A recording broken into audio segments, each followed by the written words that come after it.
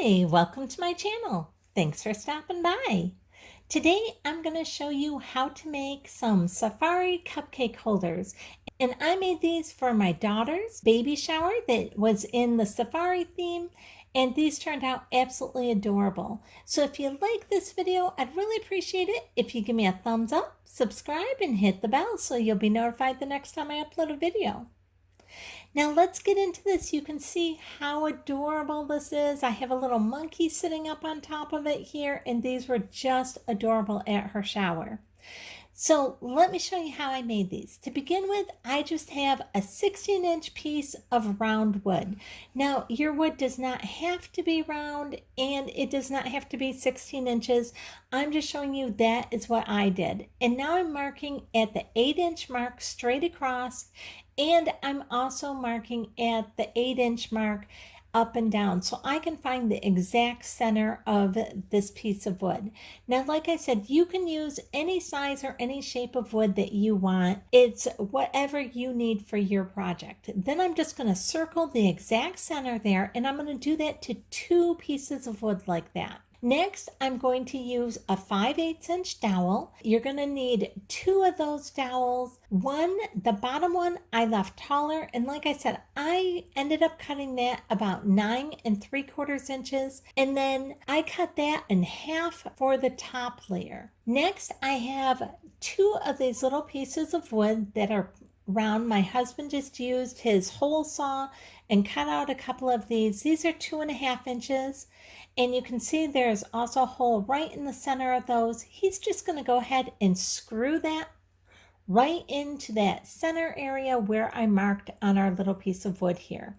And you can see our nail is sticking up there right in the center, or our screw. And now he's just going to drill holes on each side of that screw that you see sticking up, so that we will then know where to screw screws going from the bottom here going up into the top. But before we do that, we're going to go ahead and remove this screw now. This is just to give us our guidelines where we're going to need to put everything once we're done. Now what he's doing is he's actually now screwing in the dowel into that. And he is also going to screw a screw into the top of the dowel through our other piece of wood that we also marked the exact center in. And you can see the holes here on this on each side of this screw as he's doing that. And this, we're just testing to make sure, yes, this is the size I want, because I want plenty of room between the top and the bottom layer. And now you can see how he is taking and screwing a screw through our little wooden medallion round piece there and into our dowel. And now what we'll end up doing is attaching that to the top here. That way we can have that exactly over the top of the dowel down below, and so we won't have to off-center those. So here he's screwing our screws into each side. We have our round wood upside down now with our dowel screwed in, and he just screwed in our screws on each side of that, going into that round medallion piece of wood. So now our dowels will be straight up and down from each other. And now we're just taking a Dollar Tree pool noodle, and we cut that the exact length of our dowel, and we're just sliding that right over. And you can see that fits perfectly right over these 5/8" dowels. And we're going to do another one. Now we're also doing this one at about 10 inches for this pool noodle. We're going to go ahead and just kind of score that and then cut that right off there. Now, even though our dowel on the top is only half the length of our dowel on the bottom, we need the pool noodle to still be the full length, because in a little while you're going to see how we're going to end up putting a fern down in there to give us that tree look. So you can see on the bottom here, the noodle and the dowel come right to the bottom here together, and you can see the hole where we're just going to go ahead and insert the screw right back into there. And this is actually the bottom side of our cupcake holder that's straight up and down here. And you can see I first made my lines. I thought I could draw straight across, and I realized I actually needed to measure those. Now we have our cupcake stand all made. The next thing I want to do is I want to take some of this Mod Podge and just put a light coat of Mod Podge all over the top of these wooden round pieces that we're going to put the cupcakes on, because I want that nice and a sealed surface, so if any of the cupcakes tip over, it protects the cupcakes, but it will also protect our stand from any staining of the color on the cupcakes. So I'm just going to give this a nice healthy coat of Mod Podge. This has been so much fun planning for the safari shower. Like I said at the beginning, this is going to be our first grandbaby, so it has been so much fun. Everybody is so into helping out. We were so blessed to have family who were just so willing to help with everything, and it was just great. We had so much fun. Now you can see here on the very bottom of our cupcake stand, I went ahead and used some E6000 as well as a little hot glue, and I just glued on 4 little crafting spools all around the bottom to just give it some feet. And I'm just putting, again, coat this Mod Podge right over those. And I found it's actually a little hard going on something round like this because it just wanted to glob on there, but it all dried clear, so that was no problem whatsoever. Next, we're going to use some of this decorative nautical rope from Dollar Tree, and we are going to just take our hot glue gun and start right here at the top where our little wood piece is. That's 2.5 inches. And I am just going to hot glue this rope right on there. And I'm just starting with a little dot of this. Let me move my hand here so you can actually see. Sorry about that. And I just hold that rope for just a second, and then I keep on wrapping. And this a little bit better angle here so you can kind of see. I'm just adding a couple little dots. I'm not adding a ton. And this rope adheres on there super easy. I just hold it for a second and then it's good. And then I just turn it and I just keep going around and around. Now you will notice in a minute here when I start going onto the foam, the hot glue tends to kind of want to melt the foam just a little bit, but it is not a big deal whatsoever. And so I just keep going with it. Now on this first one here and on this first layer, I did not take the tape off the very end of my rope. All the rest of them, I do actually take the tape off because I find that I like that better. And you can see here that I'm just going up and around over the top of where our rope began. And it may look a little, like it's spiraling right here at the beginning, but it looks great at the end. So don't worry if they're not coming like perfectly straight across. It's just going to spiral up. And here, let me show you a little closer how this kind of melts this pool noodle just a little bit, but that is not a big deal. Just keep going right around with it. And again, I'm just using a couple little tiny dots all the way around and just keep working that rope all the way up. Now, where that rope ended right here, now I'm going to go ahead and take this tape off because I didn't like the look of the tape left on. So I'm just going to use my scissors here and cut that off. Now, you don't want to do this too soon because your rope will fray. So what I do is I just get all that tape off, and then you're going to notice that I just go ahead and hot glue the ends where it's all kind of frayed apart there. I just push those all right down into the hot glue really well, and they hold just perfect. Like I said, I wouldn't recommend taking that tape off from both ends until you actually need it and you're at the end where you're going to actually hold it on and glue it on there. And then I'm just using my scissors to kind of help press that down in there so I don't burn my fingers while I'm doing it. And now to start on the new rope, I'm just going to go ahead and put a little bit more hot glue on the end there, and I'm going to add the new rope right in there, again using my scissors to just kind of help hold both those rope ends together. And this looks so good when we get it all put together.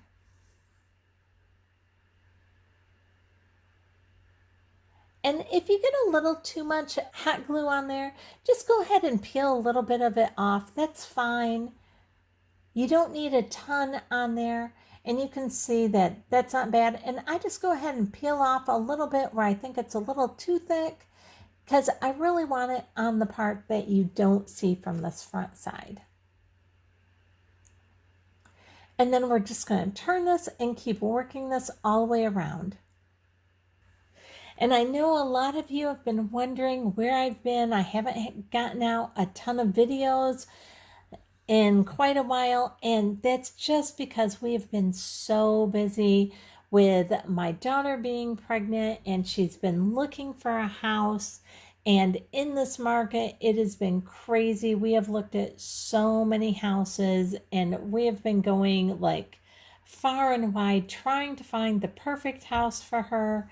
And prices have been astronomical. It's been crazy. And the competition to get a house has been so crazy. But thanking the Lord, she found a house. She's about to close on the house.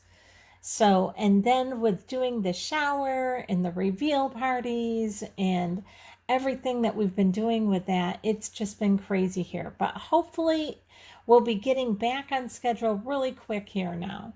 Now on this top part, you can see I'm just continuing to wrap this rope right around even the flat top part of our pool noodle.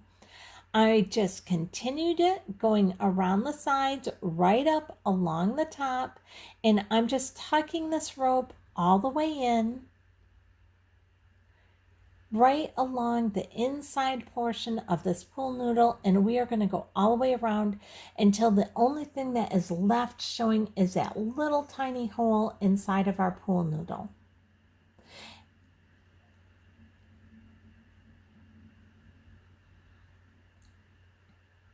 Now we don't want to actually cover that hole inside the center of our pool noodle. We do want to make sure that that is nice and open so that we can put our greenery in there once we are all done and make this totally look like a little tree coming up. And now once we're done, we're just going to go ahead and cut this rope off. And we're going to set that rope aside because we are going to actually use up all the rope that we bought. And I believe I bought 9 ropes to make 2 cupcake stands. And again, we're just going to tuck the end of that rope in there, right there, adding just a touch of hot glue in there, pressing it in, and yet you can see our hole is still readily available to go ahead and put our greenery in once we're all ready. Now just removing some of these little hot glue webs here, and now I can stand this up and look how cute that is looking already. And you can see here right on the front where the 2 ropes came together, you can barely even tell. And now we're just going to go ahead and do the exact same thing on the bottom. And I won't make you watch this whole thing as I'm doing the bottom portion here. I just wanted you to see that we're just going to do the exact same thing. Let me bring you in just a touch closer, and you can see here exactly the same thing. We're just pulling that rope all the way around as we're going here. And we're doing the exact same thing when we come to the end of our rope as what we did on the top. We'll get it right to the very end, and then we will go ahead and remove that tape on the end of the rope just like what we did before.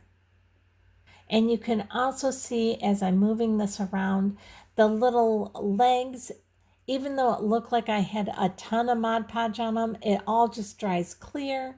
And this now has this nice coating of the Mod Podge on it to just kind of seal it a little bit, so that I don't have to worry about if a cupcake tips over or anything, that the color of it will stain the wood or anything like that from the dyes in the cupcakes. And we're just going to again remove this tape. And let me just turn this a hair here. And now again, we're just going to go ahead and add in our hot glue. And then we will go ahead and hot glue the end of that rope right down there as well, so that we connect our two ropes together just like what we did on top. So this has been a very, very busy summer for us. I hope all of you have been enjoying your summer and getting out and having fun and doing stuff. Have any of you guys been having to deal with this housing market, either buying or selling your home? It has been so crazy trying to find a home for our daughter, trying to find one that isn't too far away from us, but that isn't in, that she doesn't have to do too much to, but it has just been crazy. And homes have been selling so quickly. And some of the homes we went to, they were selling for thousands and thousands over asking price. And she would put in a bid and she would get outbid by so many thousands of dollars. It was crazy. Homes were selling within a day up here. I mean, they were getting like, some of the homes that we went to see, they were getting like 22 offers the first day they went up. It has just been crazy. So it seems like the housing market is starting to simmer down just a little bit right now, but she has actually found her home now. So she's just waiting to close on it. We're hoping that all that gets done before the baby comes and everything. So, but it's been a trip at this housing market right now. We have looked at so many homes. It's crazy. Like I said, have any of you guys been going through this? Have you been looking for homes, or have you been selling your homes? Do you have like crazy stories about this? Because it has been absolutely nutty. And homes are all over the board. I tell you, we've gone in homes that are so nice and so well cared for. And then we've gone in homes that actually do not look like they have been upkept whatsoever. And they're asking outrageous prices for them. And I was just like, oh my goodness. So, yeah, it's just been crazy. But that is why I haven't gotten out very many videos this summer so far. But it looks like everything is starting to come to a head here. So hopefully I'll get back on track. I'm going to have a few different videos showing you how I did things for her shower. She had a safari theme. That's what her theme was, and she really wanted that. And so, of course, I had to make some things for it. It wouldn't be me if I wasn't making something, some type of decorations or something for her party.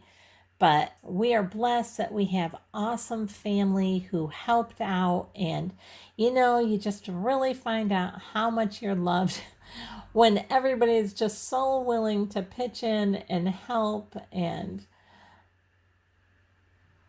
all right, now you can see we have the rope done on the bottom and on the top here. And let me show you, we are going to use this large fern, and this is from Mainstay, which is a Walmart product. So I love these ferns. It was so huge. I just put it in the top here and pulled all the ferns in different directions. So it kind of gave it that tree look.